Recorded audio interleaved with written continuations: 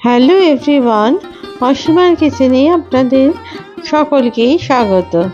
Egg fried rice হোক বা সাদা ভাত, এই গরমে তার সাথে যদি পাওয়া যায় একটু ডাল আর একটা তরকারি, আর মাছের জায়গায় যদি পাবদা মাছের ঝাল পাওয়া যায়, তাহলে খাওয়াটা কিন্তু খুবই অসাধারণ হয়।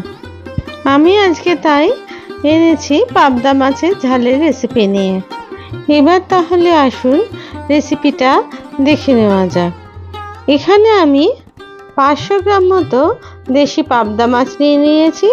তার মধ্যে মাছগুলো ভালো করে ধুয়ে নিয়ে দিয়ে দিয়েছি হাফ চামচ হলুদ, হাফ চামচ লঙ্কার গুঁড়ো আর 1.5 চামচ মতো নুন, আর দিয়ে দিলাম 3 চামচ মতো সর্ষের তেল। সমস্ত তেল আর নুন ভালো করে মাছগুলোর গায়ে মাখিয়ে নিলাম। এটা ম্যারিনেশন করে মিনিট 5 থেকে 7 মিনিট রেখে দিতে হবে, কারণ তাতে মাছের মধ্যে নুন আর ঝাল ভালো মতো ঢুকে যাবে। অন্যদিকে মাছের রেসিপিটা করার জন্য আমি নিয়ে নিয়েছি 2টো টমেটো কুচি করে, আর নিয়ে নিয়েছি সাদা সর্ষে 2 চামচ মতো আর 1 চামচ কালো সর্ষে।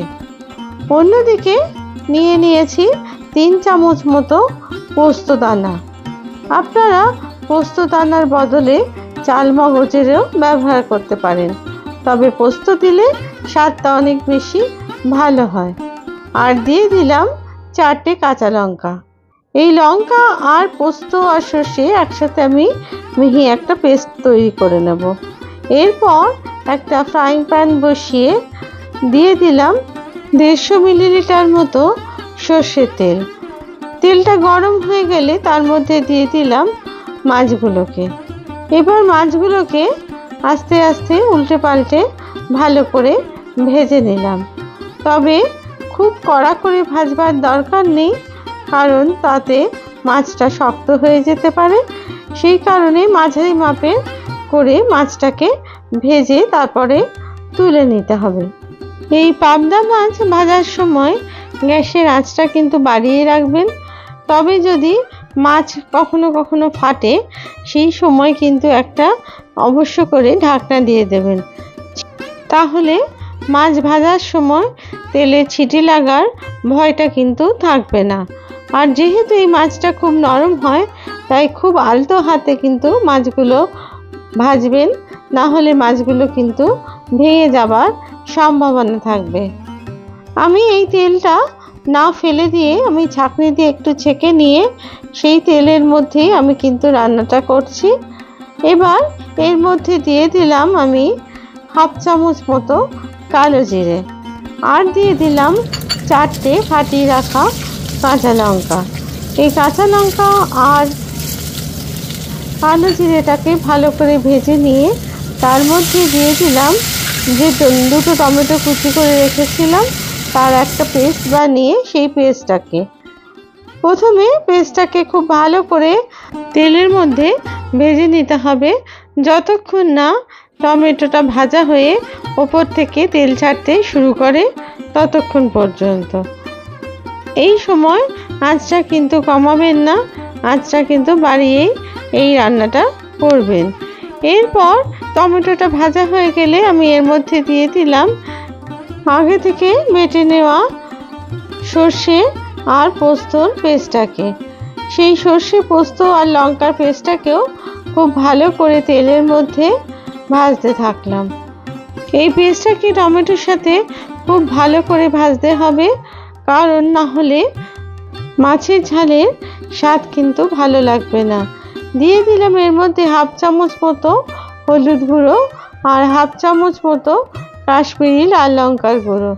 তারপরে হলুদ আর লঙ্কা ভালো করে ফ্রাইং প্যানে ভাজতে থাকলাম, যতক্ষণ না এর থেকে তেল আস্তে আস্তে বেরোতে শুরু করছে। কারণ যখন তেলটা ছাড়বে তখন বুঝতে হবে যে ভাজাটা প্রপার তৈরি হয়ে গেছে। এর মধ্যে এবার দিয়ে দিলাম 1.5 চামচ মতো নুন দিয়ে আবার সমস্ত উপকরণগুলো ভালো করে ভাজতে হবে।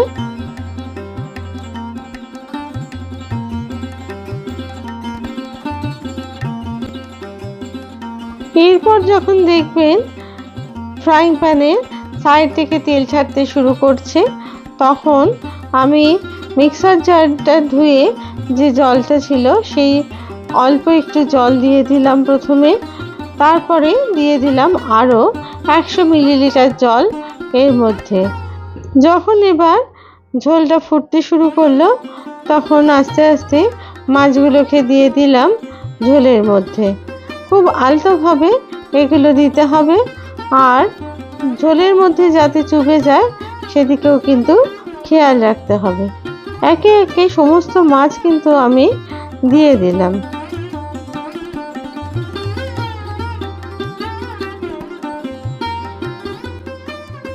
তারপরে স্প্যাচুলার সাহায্যে এপিট ওপিট করে একটু ঝোলের মধ্যে চুবিয়ে দিলাম, যাতে করে সমস্ত মশলা মাছের মধ্যে ঢোকে তার জন্য।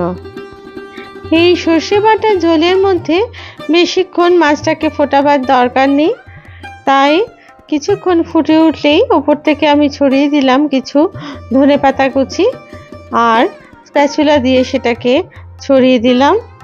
তারপরে আমি আরও 4টে মতো কাঁচা লঙ্কা ওপর থেকে চিড়ে দিয়ে দিলাম ঝোলের ওপরে, যাতে করে কাঁচা লঙ্কার সুন্দর একটা গন্ধ এই মাছের মধ্যে থাকে, সেই কারণে। এরপর আমি গ্যাসটাকে এবার আমি অফ করে দিলাম, আর ঝোলটাকে ফোটাবার কিন্তু দরকার নেই। আমার মাছের ঝাল পুরোপুরি তৈরি হয়ে গেছে। এবার আমি এটাকে পরিবেশন করব একটা প্লেটে। কিছু ধনেপাতা দিয়ে আমি প্লেটটাকে সাজিয়ে নিয়েছি। তারপরে আস্তে আস্তে পাবদা মাছগুলোকে আমি প্লেটের মধ্যে দিতে থাকলাম। আপনাদের যদি এই রেসিপি ভালো লেগে থাকে তাহলে প্লিজ লাইক, শেয়ার আর কমেন্টস করতে ভুলবেন না। আর আমার চ্যানেলে যদি আপনারা নতুন সদস্য হন তাহলে প্লিজ চ্যানেলটিকে সাবস্ক্রাইব করে পাশে থাকা বেল আইকনটিকে প্রেস করে দেবেন, যাতে করে পরবর্তীকালে নতুন রেসিপি দিলে সহজেই তা আপনাদের কাছে পৌঁছে যায়। আমি কিছু ধনেপাতা কুচি দিয়ে এটা সাজিয়ে দিলাম। আবার নতুন রেসিপি নিয়ে আপনাদের কাছে হাজির হব। সবাই ভালো থাকবেন। ধন্যবাদ।